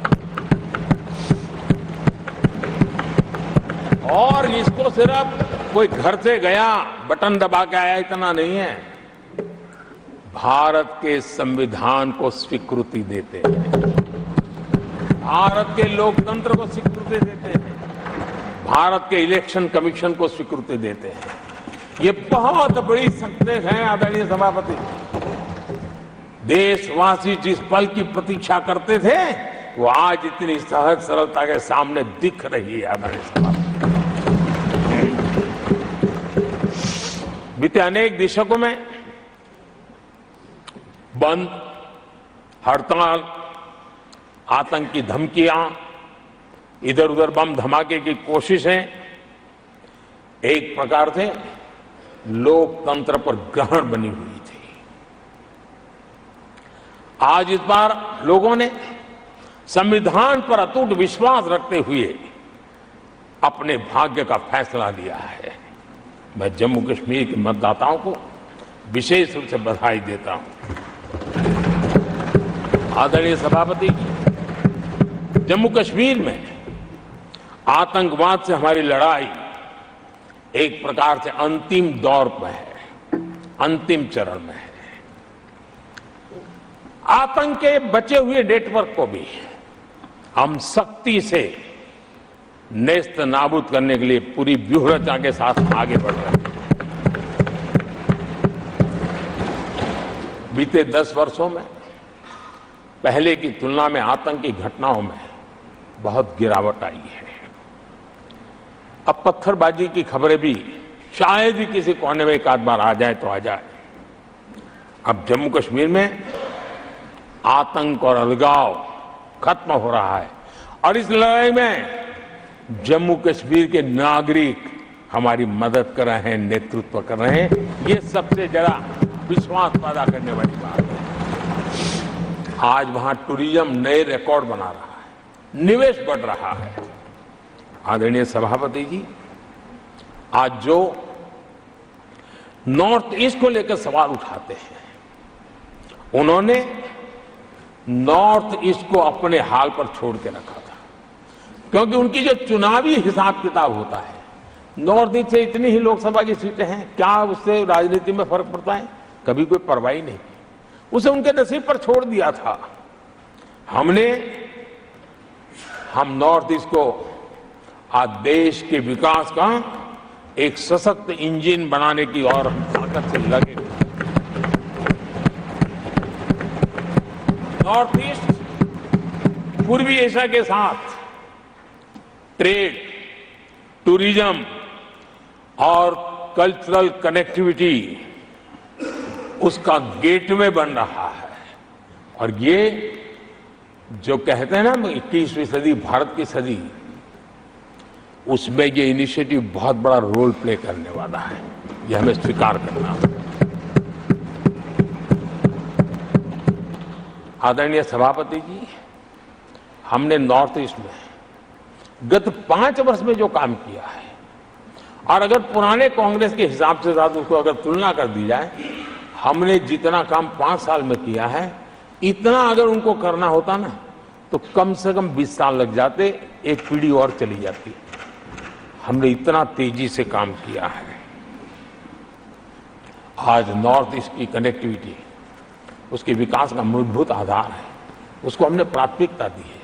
और आज भूतकाल के सारे इंफ्रास्ट्रक्चर से कई गुना आगे हम निकल चुके हैं और हमने उसको करके दिखाया है। आदरणीय सभापति जी, नॉर्थ ईस्ट में स्थायी शांति के लिए 10 वर्षों में अनेक प्रयास किए गए हैं और निरंतर प्रयास किए गए हैं। बिना रुके, बिना थके, हर एक को विश्वास में लेते हुए में प्रयास किए गए हैं। और उसकी चर्चा कम हुई है देश में, लेकिन परिणाम बहुत ही आशा पैदा करने वाले निकले हैं। राज्यों के बीच सीमा विवाद संघर्षों को जन्म देता रहा है और आजादी से अब तक ये निरंतर चलता रहा है। हमने राज्यों को साथ बिठा करके सहमति के साथ जितने सीमा विवाद खत्म कर सकते हैं, एक के बाद एक अकॉर्ड करते करते जा रहे हैं। रिकॉर्डेड है, सहमति की रिकॉर्ड है। और उसके लिए जो सीमाओं में किसी को उधर जाना है, किसी को यहां आना है, कहीं रेखा यहां बनानी, कहीं रेखा वहां, वो सारे काम कर चुके हैं। आदरणीय सभापति जी, ये नॉर्थ ईस्ट की बहुत बड़ी सेवा है। हिंसा से जुड़े संगठन, जो हथियारबंद गिरोह थे, जो वहां लड़ाई लड़ते रहते थे, अंडरग्राउंड रह के लड़ाई लड़ते थे, हर व्यवस्था को चुनौती देते थे, हर काउंटर ग्रुप को चुनौती देते थे, खून खराबा होता रहता था। आज उनको साथ लेकर के स्थायी समझौते हो रहे हैं, शस्त्र सरेंडर हो रहे हैं। जो गंभीर गुनाह के अंदर हैं, वो जेल जाने के लिए तैयार हो रहे हैं, अदालत को फेस करने के लिए तैयार हो रहे हैं। न्याय तंत्र के प्रति भरोसा बढ़ना, संविधान के प्रति भरोसा बढ़ना, भारत के लोकतंत्र के प्रति भरोसा बढ़ना, भारत के गवर्नमेंट की रचना पे भरोसा करना, ये इसमें से अनुभव होता है और आज हो रहा है। आदरणीय सभापति जी, मणिपुर के संबंध में मैंने पिछले सत्र में विस्तार से बात कही थी, लेकिन आज मैं फिर से एक बार दोहराना चाहता हूं। मणिपुर की स्थिति सामान्य करने के लिए सरकार निरंतर प्रयासरत है। वहां जो कुछ भी घटनाएं घटी, 11,000 से ज्यादा एफआईआर की गई है। मणिपुर छोटा सा राज्य है, 11,000 एफआईआर की गई है, 500 से ज्यादा लोग अरेस्ट हुए हैं। आदरणीय सभापति जी, इस बात को भी हमें स्वीकार करना होगा कि मणिपुर में लगातार हिंसा की घटनाएं कम होती जा रही है। इसका मतलब शांति का आशा रखना, शांति पे भरोसा करना संभव हो रहा है। आज मणिपुर के अधिकांश हिस्सों में आम दिनों की तरह स्कूल चल रहे हैं, कॉलेज चल रहे हैं, दफ्तर और दूसरे संस्थान खुले रहे हैं। आदरणीय सभापति जी, मणिपुर में भी जैसे देश के अन्य भागों में परीक्षाएं हुई, वहां भी परीक्षाएं हुई हैं और बच्चों का अपनी विकास यात्रा जारी रखी है। आदरणीय सभापति, केंद्र और राज्य सरकार सभी से बातचीत करके शांति के लिए, सौहार्द रास्ता खोलने के लिए लगातार प्रयास कर रही है। छोटे छोटे इकाइयों को जोड़ करके इन ताने बाने को गूंथना एक बहुत बड़ा काम है और शांतिपूर्ण तरीके से हो रहा है। बीते समय में पहले की सरकारों में ऐसा नहीं हुआ है। गृह मंत्री स्वयं कई दिनों तक वहां रहे हैं, गृह राज्य मंत्री हफ्तों तक वहां रहे और बार बार वहां जाकर के संबंधित लोगों को जोड़ने का प्रयास करते रहे हैं। आदरणीय सभापति जी, पॉलिटिकल लीडरशिप तो है ही, लेकिन सरकार के सभी वरिष्ठ अधिकारी जिसका जिसका इन काम से संबंध है, वे लगातार वहां फिजिकल जाते हैं, लगातार वहां संपर्क में रहते हैं और समस्या के समाधान के लिए हर प्रकार से प्रयासों को बल दिया जा रहा है। आदरणीय सभापति जी, इस समय मणिपुर में बाढ़ का भी संकट चल रहा है और केंद्र सरकार राज्य सरकार के साथ मिलकर के पूरा सहयोग कर रही है। आज ही एनडीआरएफ की 2 टीमें वहां पहुंची है, यानी कि प्राकृतिक मुसीबत में भी केंद्र और राज्य मिलकर के मणिपुर की चिंता कर रहे हैं। आदरणीय सभापति जी, हम सभी को राजनीति से ऊपर उठ करके वहां की स्थिति को सामान्य बनाने में सहयोग करना चाहिए, ये हम सबका कर्तव्य है। आदरणीय सभापति जी, जो भी तत्व मणिपुर की आग में घी डालने की कोशिश कर रहे हैं, मैं उनसे आगाह करता हूं कि ये हरकतें बंद करें। एक समय आएगा मणिपुर ही उनको रिजेक्ट करने वाला है, ऐसे लोगों को। आदरणीय सभापति जी, जो लोग मणिपुर के इतिहास को जानते हैं, मणिपुर की घटनाक्रम को जानते हैं, उनको पता है कि वहां का सामाजिक संघर्ष का एक लंबा इतिहास रहा है। उस संघर्ष की मानसिकता की जड़ें बहुत गहरी हैं, इसको कोई नकार नहीं सकता है। और कांग्रेस के लोग ये न भूले कि मणिपुर में इन्हीं कारणों से 10 बार राष्ट्रपति शासन लगाना पड़ा है। इतने छोटे से राज्य में 10 बार प्रेसिडेंशियल रूल लगाना पड़ा है, राष्ट्रपति शासन लगाना पड़ा है। कुछ तो मुसीबतें होगी और ये हमारे कालखंड में नहीं हुआ है, लेकिन फिर भी राजनीतिक फायदा उठाने के लिए वहां पर जिस प्रकार की हरकतें हो रही है, और राष्ट्रपति जी, आदरणीय सभापति जी, मैं इस सदन में देशवासियों को मैं बताना चाहता हूं, 1993 में मणिपुर में ऐसे ही घटनाओं का क्रम चला था और इतना तीव्र चला था, इतना व्यापक चला था, वो 5 साल लगातार चला था। तो ये सारा इतिहास समझ करके हमें बहुत समझदारी के पूर्वक स्थितियों को ठीक करने के लिए प्रयास करना है।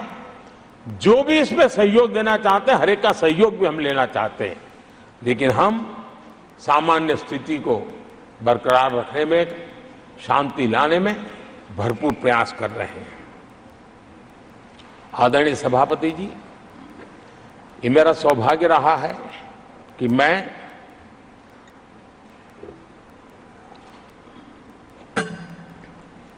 प्रधानमंत्री प्रधान सेवक के रूप में यहां आया।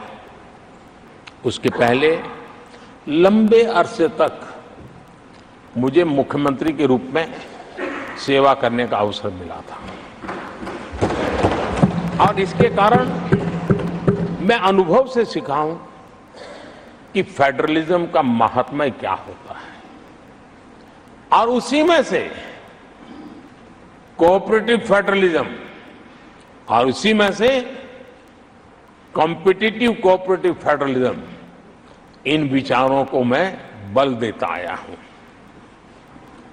और इसीलिए जब G20 समिट हुई तो हम दिल्ली में कर सकते थे, हम दिल्ली में बहुत बड़ा तामझाम के साथ मोदी की वाहवाही कर सकते थे, लेकिन हमने ऐसा नहीं किया।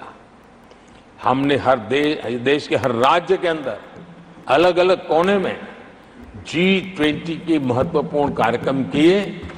उस राज्य को ज्यादा से ज्यादा वैश्विक प्रतिष्ठा मिले, इसके लिए प्रयास किया गया। उस राज्य का ब्रांडिंग हो, विश्व उस राज्य को जाने पहचाने, उसके सामर्थ्य को जाने और उसकी विकास यात्रा के लिए खुद भी अपना नसीब आजमाए, इस दिशा में हमने काम किया है। क्योंकि हम जानते हैं कि फेडरलिज्म के और रूप होते हैं। आदरणीय सभापति जी, जब कोविड के खिलाफ हम लड़ाई लड़ते थे, जितनी बार मुख्यमंत्रियों के साथ संवाद हुआ है, शायद हिंदुस्तान की आजादी के इतिहास में इतने कम समय में इतनी बार नहीं हुआ है, हमने किया।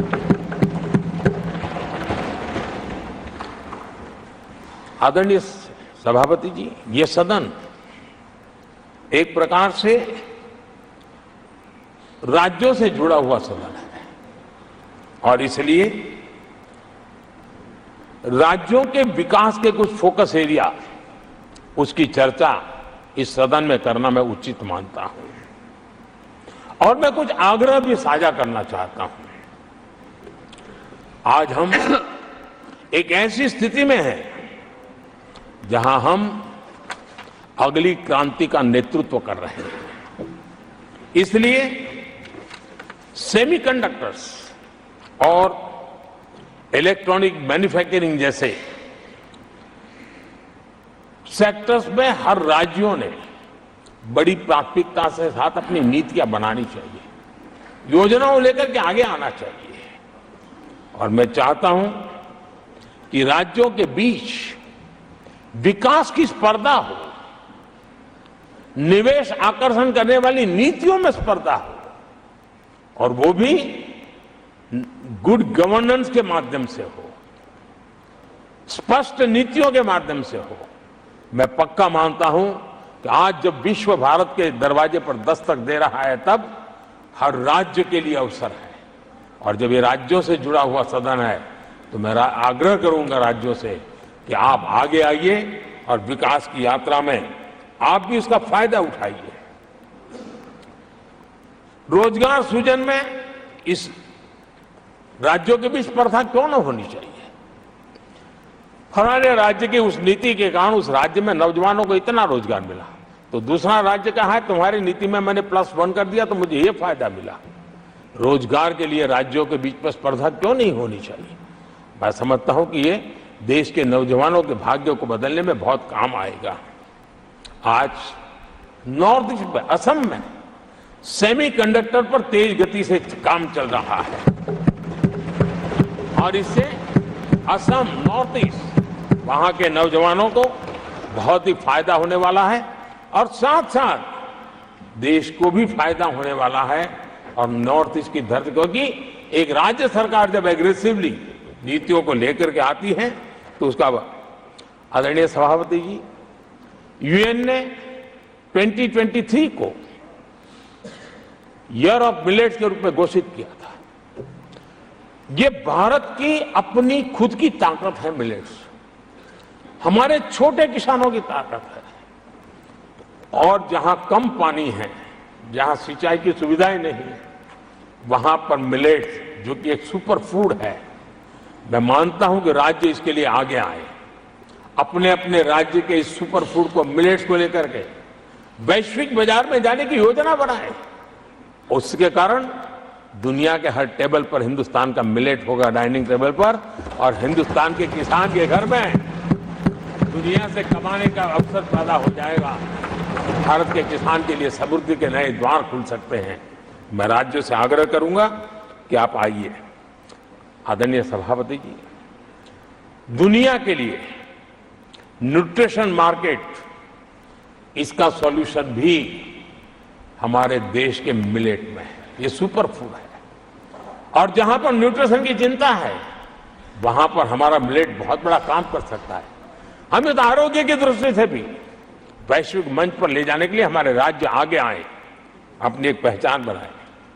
आदरणीय सभापति जी, 21वीं सदी में ईज ऑफ लिविंग ये सामान्य मानवीय का हक है, और मैं चाहता हूं कि राज्य सरकार अपने यहाँ के नीति, नियम, व्यवस्थाएं उस प्रकार से विकसित करें ताकि सामान्य नागरिक को ईज ऑफ लिविंग का अवसर मिले। और इस सदन से राज्यों को अगर वो संदेश जाता है तो देश के लिए उपयोगी होगा। आदरणीय सभापति जी, भ्रष्टाचार के खिलाफ जो हमारी लड़ाई है उसको हमें कई स्तरों पर नीचे ले जाना पड़ेगा, और इसलिए चाहे पंचायत हो, नगरपालिका हो, महानगर पालिका हो, तहसील पंचायतें हो, जिला परिषद हो, ये सारी इकाइयों में एक ही मिशन के साथ भ्रष्टाचार से मुक्ति का राज्य अगर बीड़ा उठाएंगे तो हम बहुत तेजी से देश के सामान्य मानवी को जो भ्रष्टाचार से जूझना पड़ता है उससे मुक्ति दिला सकते हैं। आदरणीय सभापति जी, समय की मांग है कि हमारे यहां एफिशिएंसी अब होती है चलती है का जमाना चला गया है। 21वीं सदी में भारत को अगर भारत की सदी के रूप में अपने आप को प्रस्थापित करना है तो हमारे गवर्नेंस के मॉडल में, हमारे डिलीवरी के मॉडल में, हमारे निर्णय प्रक्रिया के मॉडल में एफिशिएंसी बहुत अनिवार्य है। मैं आशा करता हूं कि सर्विस की स्पीड बढ़ाने में, निर्णयों की स्पीड बढ़ाने में एफिशिएंसी की दिशा में काम होगा, और जब इस प्रकार से काम होते हैं तो ट्रांसपेरेंसी भी आती है, इफ्स एंड बर्ड्स भी नहीं रहते हैं, और सामान्य मानवीय के हकों की रक्षा भी होती है, और ईज ऑफ लिविंग इसका एहसास हर नागरिक कर सकता है। आदरणीय सभापति जी, मेरा एक कन्विक्शन है और मैं मानता हूं कि आज समय की मांग है कि हमारे देश के नागरिकों के जीवन से सरकार की दखल जितनी कम हो उस दिशा में हमने प्रयास करना चाहिए। रोजमर्रा की जिंदगी में सरकार सरकार सरकार, अब हम उस दिशा में जा रहे हैं। तब हां, जिनको सरकार की जरूरत है, जिनके जीवन में सरकार की उपयोगिता आवश्यकता है, उनके जीवन में सरकार का अभाव नहीं होना चाहिए। लेकिन जो अपने बलबूते पर जीवन को आगे बढ़ाना चाहते हैं, सरकार का प्रभाव उनके रोकने का प्रयास न करें, और इसलिए सरकार की दखल जितनी कम हो वैसी समाज और सरकार की व्यवस्थाओं को विकसित करने के लिए मैं राज्यों से आग्रह करता हूं कि आप आगे आइए। आदरणीय सभापति जी, क्लाइमेट चेंज के कारण प्राकृतिक आपदाओं की स्थिति बढ़ती जा रही है, और वो किसी को एक कोने में करने वाला काम नहीं होता है। हमने सामूहिक रूप से मिलकर के काम करना होगा।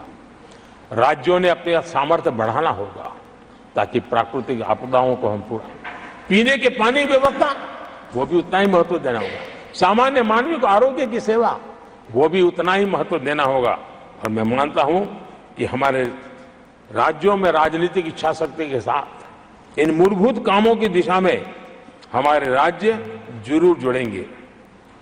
आदरणीय सभापति जी, ये दशक और ये सदी भारत की सदी है, लेकिन भूतकाल हमें कहता है कि अवसर तो पहले भी आए थे, लेकिन हम अपने ही कारणों से अपने अवसरों को खो चुके थे। अब हमें अवसर खोने की गलती नहीं करनी है। हमें अवसरों को ढूंढना है, हमें अवसरों को जकड़ना है, और अवसरों के सहारे हमें अपने संकल्पों को सिद्ध करना है, उस दिशा में जाने का इससे बड़ा कोई समय नहीं हो सकता है जो समय आज भारत के पास है। 140 करोड़ देशवासियों के पास है, विश्व के सबसे युवा आबादी वाले देश के पास है। और इसको जो देश हमारे साथ आजाद हुए थे वो हमसे आगे निकल चुके हैं, बहुत तेजी से आगे निकल चुके हैं। हम नहीं पहुंच पाए, हमें इस स्थिति को बदलना है और इस संकल्प को लेकर के हमें जिन देशों ने 80 के दशक में रिफॉर्म्स किए, वे आज बहुत तेजी से एक विकसित देश के रूप में खड़े हो गए हैं। हमें रिफॉर्म्स को बुरा मानने की जरूरत नहीं है, रिफॉर्म से कतराने की जरूरत नहीं है, और रिफॉर्म करते हैं तो खुद की सत्ता चली जाएगी ऐसे भयभीत रहने की जरूरत नहीं है। सत्ता को हथियार रखने की कोई आवश्यकता नहीं है। जितनी भागीदारी बढ़ेगी, जितने निर्णय की शक्ति सामान्य मानवी के हाथ जाएगी, मैं समझता हूं हम भी, भले हम शायद लेट हुए हो, लेकिन हम उस आकांक्षाओं को पूर्ण करने में उस गति को प्राप्त कर सकते हैं और हम अपने संकल्पों की सिद्धि कर सकते हैं। आदरणीय सभापति जी, विकसित भारत का मिशन ये किसी व्यक्ति का मिशन नहीं है, 140 करोड़ देशवासियों का है, किसी एक सरकार का मिशन नहीं है, देश की सभी सरकारी इकाइयों का मिशन है। और हम एक सूत्र में, एक संकल्प के साथ मिलकर के चलेंगे तो हम इन सपनों को साकार कर पाएंगे, ऐसा हमारा पक्का विश्वास है। आदरणीय सभापति जी, मैं विश्व मंच पर जाता हूं, विश्व के अनेक लोगों से मिलता रहता हूं और मैं आज अनुभव कर रहा हूं कि पूरा विश्व निवेश के लिए तैयार है और भारत उनकी पहली पसंद है। हमारे राज्यों में निवेश आने वाला, उसका पहला द्वार तो राज्य ही होता है। अगर राज्य जितना ज्यादा इस अवसर को जुटाएंगे, मैं इसको मानता हूं उस राज्य का भी विकास होगा। आदरणीय सभापति जी,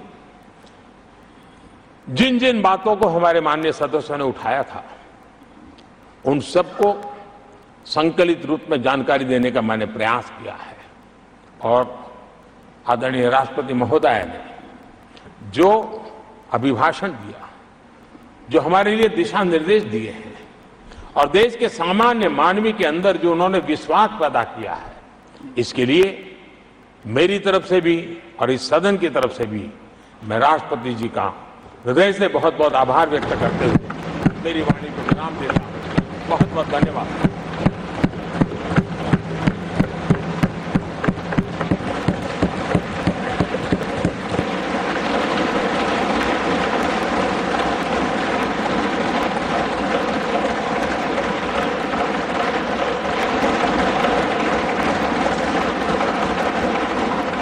I shall now put the motion to vote.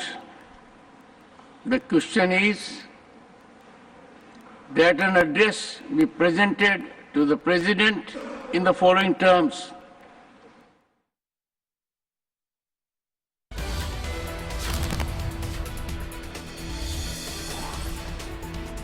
प्रधानमंत्री का राष्ट्रपति के अभिभाषण पर आप सुन रहे थे जवाब। संविधान का एक एक शब्द मूल्यवान है। प्रधानमंत्री ने आज इन बातों को कहा। राज्यसभा में ये प्रधानमंत्री का राष्ट्रपति के अभिभाषण पर संबोधन था और पीएम ने इस दौरान कांग्रेस पर तंज कसा। सरकार की उपलब्धियों को बताते हुए कांग्रेस के द्वारा जिन विषयों को उठाया गया उस पर भी आज प्रधानमंत्री ने राज्यसभा में भी जवाब दिया है। प्रधानमंत्री ने राज्यसभा से कहा कि देश की जनता ने हमें आशीर्वाद दिया है, देश की जनता ने परफॉर्मेंस को चुना है।